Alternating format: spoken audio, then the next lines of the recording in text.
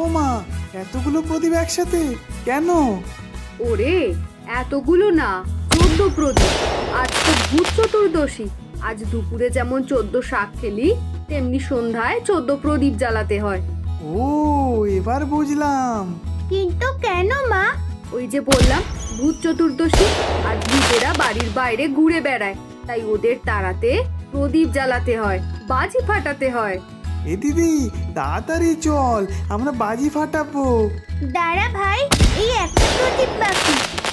নে, হয়ে গেল, চল এবারে। কমাল গৌরী, কোথায় তোরা? এই দেখ কত বাড়ি এনেছি। টুকরি, চরকি, ফুলঝুরি, রং মশাল সব আছে। আমার কাছে রকেট আছে, চল।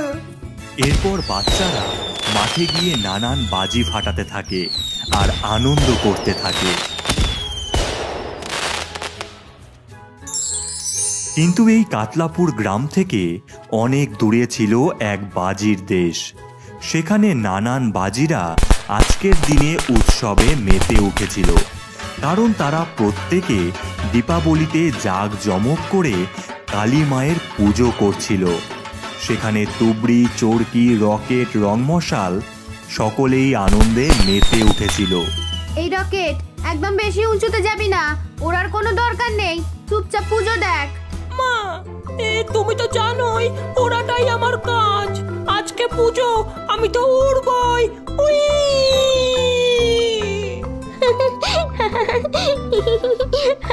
সেই উড়ে গেল। এমন সময় রংমশাল পুরোহিত মন্ত্রপাঠ শুরু করলো। চারিদিকে ঢাক বেজে উঠল, কেউ জোকার দিল, শাক বাজালো। ওং গ্রিং কল্লৈ নমঃ, ওং গড়াল বদনাং ঘোড়াং। মন্ত্র পড়তেই দূর থেকে একটা বড় বোমা পড়ল পুজোর সামনে। ফুসকুড়ি বাজির দল, পুজো করবি তোরা? হ্যাঁ, এই দেখ আমার বোম দৈত্য, যে তোদের দেশকে আর তোদের কালী মাকে শেষ করে দেবে, শেষ।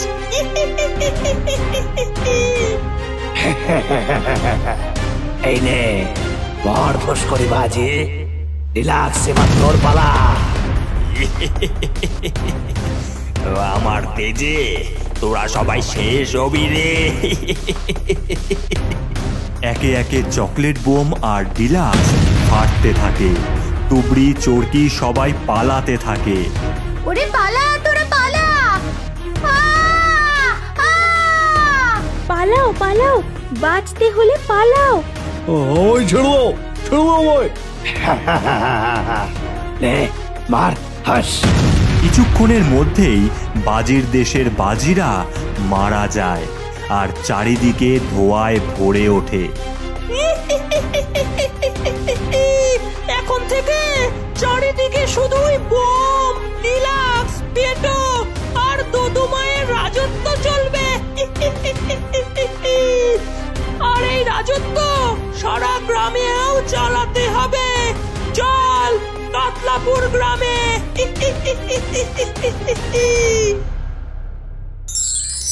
কাতলাপুর গ্রামের বাজারে বিক্রি হচ্ছে নানান বাজি। বাচ্চারা, বড়রা সকলেই বাজি কেনায় ভিড় করেছে। এমন সময় সেখানে উপস্থিত হয় ডাইনি আর বোম দৈত্যরা।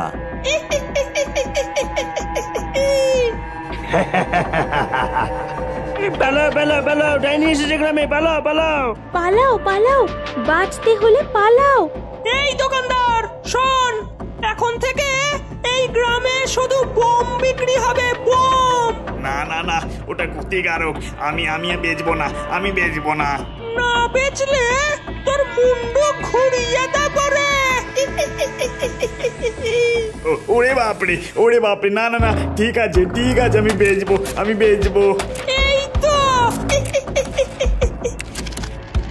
এরপর থেকে গ্রামের সব দোকানদার বোম বিক্রি করা শুরু করে আর গ্রামের ছোট বড় সকলেই মজায় মজায় সেই বোম কিনতেও থাকে। আছো আছো, নতুন বোম, নতুন বোম, হেভি আওয়াজ, হেভি আওয়াজ, ফাটাও আর মজা করো। এই দেখ দিদি, আমার রকেট অনেক দূর যাবে। সুই! এবার আমার রকেটের কামাল দেখ। আর কতদিন বাচ্চা হয়ে থাকবি? বোম ফাটা, বোম বোম। এই দেখ, হাতে নিয়ে ফাটাবো, হাতে। এমন শব্দবাজি তোমরা ফাটাচ্ছ কেন দাদারা? এই গৌরী, জ্ঞান দিস না। ছেলেরা দম থাকলে ফাটিয়ে দেখা। না, একদম না। চল এখান থেকে গোপাল। দাঁড়া দিদি, ওদের মজা দেখাবো। লুটে দা, আমার বোম দাও। এই তো সাব্বাস, বাঘের বেটা। এই নে। গোপাল ধূপকাঠি দিয়ে বোমটি ধরায়, ধরতেই ছুঁড়ে মারে, কিন্তু বোমটি ফাটে না। পারে না, পারে না বাচ্চা একটা। এরপর গোপাল বোমটির কাছে গিয়ে হাতে তুলতেই বোমটি ফেটে যায়। ভাই, পালা পালা পালা পালা পালা। এরপর বাচ্চারা গোপালকে হাসপাতালে নিয়ে যায়। সেখানে গিয়ে গৌরী দেখে শুধু গোপাল না, এমন অনেকেই ওই বোমের জন্য আহত হয়েছে এই কালী পুজোয়। হাবলু, পাঁচু, আমাদের খুঁজে বার করতেই হবে এই বোম আমাদের গ্রামে কিভাবে আসলো। হ্যাঁ চল, গোপালের বদলা আমরা নেবই। গৌরী, হাবলু আর পাঁচু গ্রামের বাজারে গেলে আড়াল থেকে দেখতে পায় ভূতের দল এই গ্রামে বোম বিক্রি করছে আর অনেক টাকাও কামাচ্ছে। আমাদের দাদুকে এক্ষুনি জানাতে হবে, চল। এরপর তারা দাদুর কাছে যায় আর গৌরী বলে, দাদু, সর্বনাশ হয়ে গেছে। আরে আরে, কি হয়েছে সেটা বল। এরপর দাদুকে তারা সবটা খুলে বলে।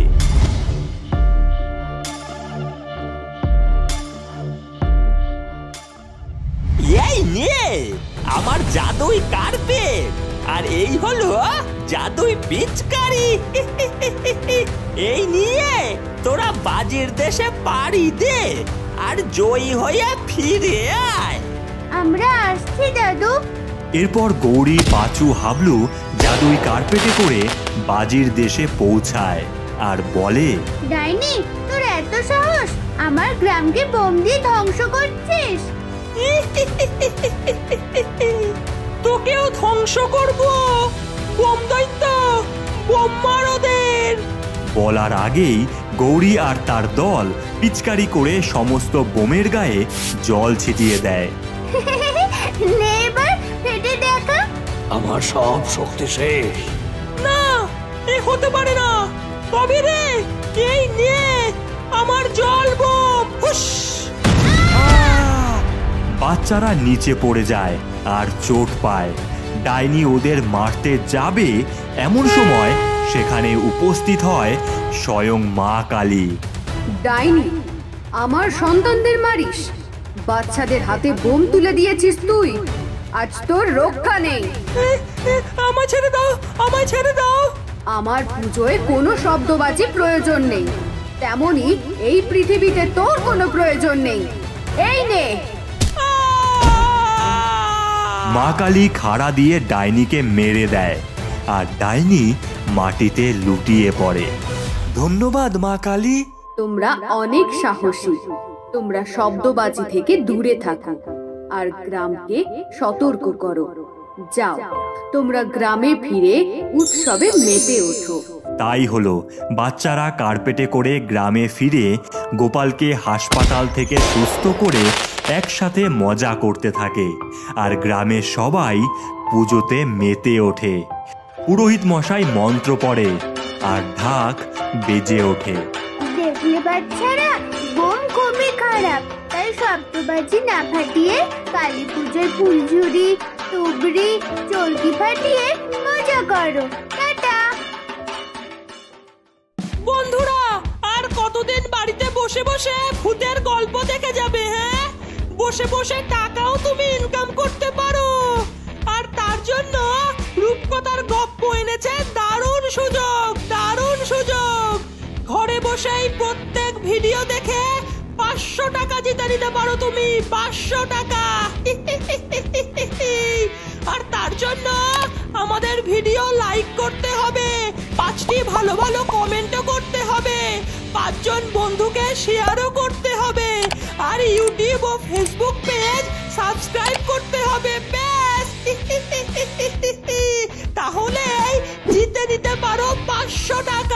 আর হ্যাঁ, মনে রেখো, যার কমেন্ট সব থেকে ভালো হবে সেই পাবে 500 টাকা।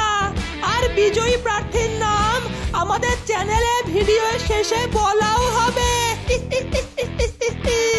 তাই আর দেরি না করে এখনই কমেন্ট করে ফেলো। আমি চলি, টাটা। উই ডাইনি এসেছে আবার, ডাইনি এসেছে আবার। যেদিকে দুঃখ যায়, যেদিকে দুঃখ যায়, পালা। আজকে আবার কটা বাচ্চাকে যে তুলবে কে জানে। পালো সবাই পালো। কোথায় আর পালাবি রে তোরা? হ্যাঁ, আমার হাত থেকে কেউ বাঁচাতে পারবে না। এই গেছো আর মান্দ, অনেক হয়েছে রঙ্গ তামাশা। এবার যা, তোরা দেখে দেখে কচি বাচ্চা তুলে আন। একেবারে নরম হাড় দেখে আনবো। হ্যাঁ রানীমা, কিচ্ছু চিন্তা করো না। ওরে বাবলু, ডাইনি আসার আগে কোথাও একটা লুকিয়ে পড় বাবা। মা আমায় যেতে দিও না, মা আমায় যেতে দিও না। ওরে, মা কি কখনো তার সন্তানকে মৃত্যুর কোলে ঢেলে দিতে পারে বাবা? स्वागत नहीं करोगे हमारा क्या? दे তোর বাচ্চাকে আমার হাতে তুলে দে। না, আমার বাচ্চাকে কোথাও নিয়ে যেও না। ক্ষমা করো। এরপর মামদবু জোর করে বাবলুকে তুলে ঘর থেকে চলে যায়। বাবলু! এই পাঁচুরে, জোর করে ধর বাবা, এই গ্রাম থেকে বেরোতেই হবে তোকে। কোথায় নিয়ে যাচ্ছ বাবা আমায়? আস্তে আস্তে, কোনো কথা বলিস না রে। শুধু মনে রাখিস, এই গ্রামে থাকলে তোর অনেক বিপদ বাবা। কোথায় আর পালাবি রে? গ্রাম ছেড়ে দিবি? ওর বাচ্চা এখন আমাদের। না, আমার পাঁচু আমাকে ছেড়ে কোথাও যাবে না। যেটি না ঘুরিয়ে নিলে তোর ছেলে গেল, তুইও যেতে চাইবি আমার সাথে। সুজন যেই সাইকেল পেছনে ঘোরাতে যাবে, গেছোভূত হাত বাড়িয়ে পাঁচুকে তুলে নেয় আর সেখান থেকে লাফিয়ে চলে যায়। আর সুজন তখন, ওরে পাঁচু রে, তোকে তোর বাবা আর বাঁচাতে পারলো না রে পাঁচু। চারিদিকে অন্ধকার ছেয়েছে। চাঁদের আলোয় ঘন জঙ্গলের মধ্যে থাকা ডাইনির বাড়ি দেখা যাচ্ছে। এই মামদ, আজকের কালেকশন কত রে? 4টেই পুরো কচি। এই যে একটা, টোটাল 5টা হলো রানীমা। তা নয় হলো, কিন্তু এই বাচ্চাগুলোকে আমার খেতে মন যে চাইছে না রে। ও মা, এ কি শুনলাম? ঘোর কলিযুক্ত। চুপ কর তোরা, আমার মাথায় একটা বুদ্ধি এসেছে। কি বুদ্ধি রানীমা? মোড়ল মশাই, আপনি এবার কিছু একটা করেন। হ্যাঁ, কিছু একটা করেন, কিছু একটা করেন মোড়ল মশাই। ওরে থাম তোরা, এই গ্রামে আবার ডাইনির প্রকোপ পড়েছে বুঝলি। মায়েদের কোল ফাঁকা হচ্ছে, কি যে করব। আরে সুমতি, গৌরী, কোথায় চললে তোমরা? ও কাকু, নতুন বিরিয়ানির দোকান খুলেছে পাশের গ্রামে, তাই খেতে যাচ্ছি। আরে তাড়াতাড়ি চল না রে, চল তাড়াতাড়ি চল, নইলে যে লাইন পড়ে যাবে। চল। 30 টাকায় ফুল প্লেট বিরিয়ানি নিয়ে যাও। মাংস পুরো ঝরে পড়ছে। এইদিকে দিন 3 প্যাকেট। আরে দাদা, আপনি কোথা থেকে এলেন বলুন তো? আমায় দিন আগে। ওরে সবার হবে, একটু দাঁড়া। ডাইনির সুস্বাদু বিরিয়ানি খেতে অনেক মানুষে ভিড় জমিয়েছে। নানান গ্রাম থেকে অনেক মানুষেরা আসছে, কিন্তু কেউই জানে না এই সুস্বাদু হওয়ার গোপন উপায়। কিন্তু অন্যদিকে পাশের গায়ে জবে থেকে বিরিয়ানির দোকান খুলেছে, কেউ আসে না আর। কি গো, এইভাবে চললে আমরা তো না খেতে পেয়ে মরবো। হ্যাঁ গো গিন্নি, কিছু তো একটা ভাবতে হবেই। ওরা এত কম দামে এত ভালো বিরিয়ানি দিচ্ছে কিভাবে? শোনো গিন্নি, কালকে আমরা দুজন যাবো ওর দোকানে, গিয়ে দেখবো ব্যাপারটা কি। হ্যাঁ, তাই করব। আর মাত্র 5 প্যাকেট হবে। এই বাকি যারা আছো চলে যাও, কালকে এসো আবার, কেমন? আমাদের দিতেই হবে, আমাদের দিতেই হবে, আমাদের দিতেই হবে। গিন্নি দেখছো কত ভিড়। দাঁড়াও, ওদের বিরিয়ানি তৈরি করা দেখতে হবে আমাদের। এরপর বিরিয়ানি শেষ হলে ডাইনিরা তাদের ঘরের দিকে যায় আর তাদের পিছু নেয় জগাই আর জবা। তখন রাত হয়েছে।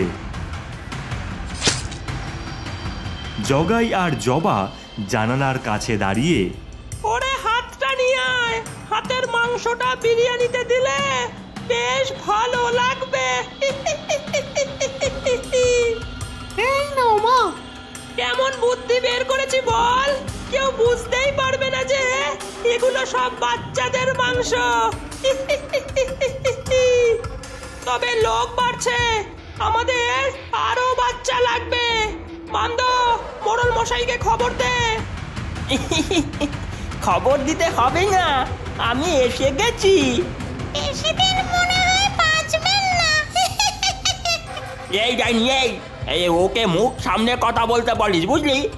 যাই হোক, আমার গ্রামের বাচ্চা নিচ্ছ, আর আমার কমিশনটা কোথায় বাবা?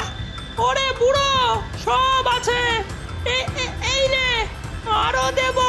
তবে শোন, আমার আরো বাচ্চা লাগবে, ব্যবস্থা কর। কি বুঝলে গিন্নি? আমাদের মোড়ল মশাই সবটা জানে, আর ওই ডাইনি আমাদের সবার বাচ্চাকে মেরে তাদের মাংস খাওয়াচ্ছে। হ্যাঁ গিন্নি, এক্ষুনি আমাদের গ্রামে গিয়ে সবাইকে একসাথে করতে হবে। তাড়াতাড়ি চলো। এরপর জগাই আর জবা দুজন গ্রামে যায়। মশাল হাতে তারা সবাইকে একত্রিত করে আর বলে, বন্ধুরা, আমাদের গ্রামকে আমাদেরকেই বাঁচাতে হবে। মোড়ল মশাই আর ডাইনি মিলে আমাদের সকলের বাচ্চাকে মারছে, আর তাদের মাংস দিয়ে বিরিয়ানি বানিয়ে আমাদের গ্রামকেই খাওয়াচ্ছে। এই জগাই, তুই ঠিক বলেছিস। আমি নিজের চোখে দেখে এসেছি। ওদের আরো বাচ্চা প্রয়োজন, ওরা এক্ষুনি আমাদের গ্রামে আসবে। তবে আমরা আর কোনো বাচ্চা দেব না। আমার কাছে একটা বুদ্ধি আছে, সময় হয়েছে একসাথে হওয়ার। তোমরা রাজি তো? রাজি, আমরা রাজি।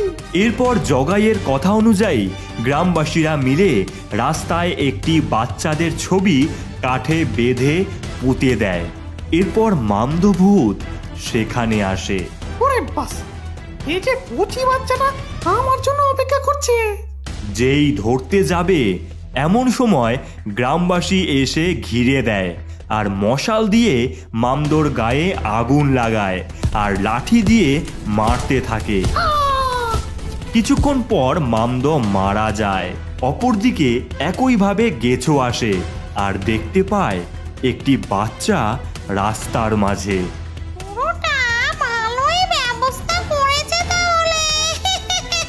কাছে যেতেই একটা বোম ফাটে আর গেছো ভূত ছাই হয়ে যায়। বন্ধুরা, ডাইনি সাঙ্গবাঙ্গ শেষ। এবারে ডাইনি আর মোড়লের পালা। চলো ভাই। চলো।